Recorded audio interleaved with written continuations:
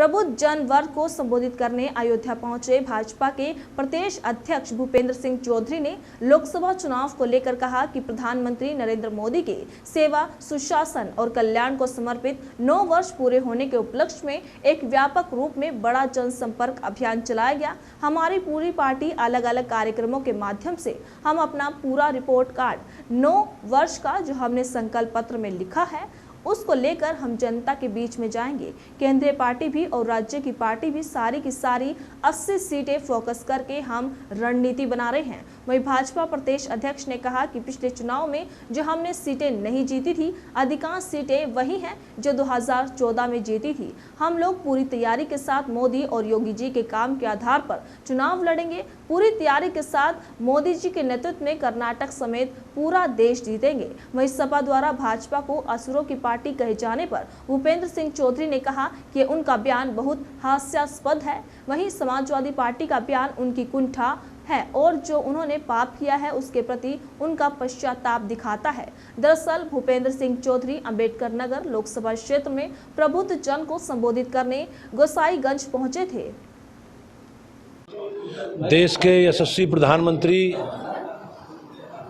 आदरणीय नरेंद्र मोदी जी के सेवा, सुशासन और गरीब कल्याण को समर्पित 9 वर्ष पूरे होने के उपलक्ष्य में भारतीय जनता पार्टी ने एक व्यापक रूप में एक बड़ा जनसंपर्क महाअभियान प्रारंभ किया है।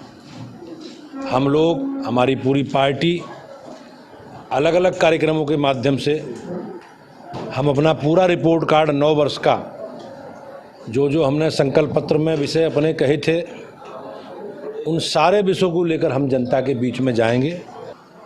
और केंद्रीय पार्टी भी और राज्य की पार्टी भी सारी 80 की 80 सीटों को फोकस करके हम रणनीति बना रहे हैं। जो लोकसभा में सीटें पिछली बार नहीं जीती थी उनमें से अधिकांश वही सीटें हैं जो 2014 में हमने जीती थी।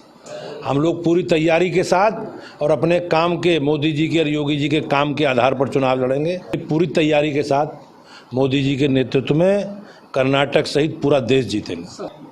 अब ये बयान उनका बड़ा हास्यास्पद है, सब लोग जानते हैं इसे। समाजवादी पार्टी का बयान निश्चित रूप से उनकी कुंठा और जो उन्होंने पाप किए हैं उनको के प्रति पश्चाताप दिखाता है। उनकी सरकार के कार्यकाल में आपने देखा हो किस प्रकार से 90 में अयोध्या में कार सेवकों का नरसंहार उन्होंने किया।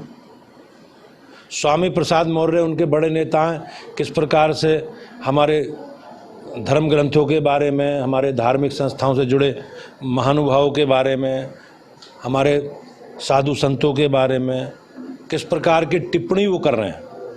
तो समाजवादी पार्टी को अपना स्टैंड अपना क्लियर करना चाहिए। उन्होंने बताना चाहिए कि स्वामी प्रसाद जी की जो बयानबाजी कर रहे हैं उसके बारे में उनकी क्या राय है।